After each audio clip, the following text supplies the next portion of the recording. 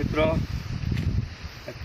પ્રાણી પક્ષી કબૂતર જે નામનું પ્રાણી છે, પક્ષી છે, તે થઈ ગયું છે, મતલબમાં મરી ચૂક્યું છે. તો આપણે એને વિધિપૂર્વક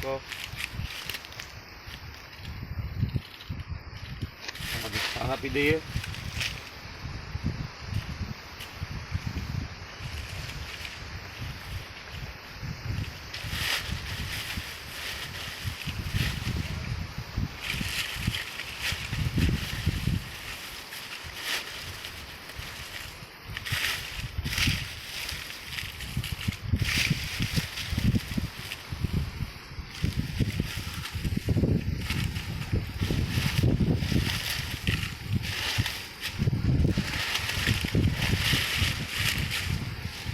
મિત્રો આપણે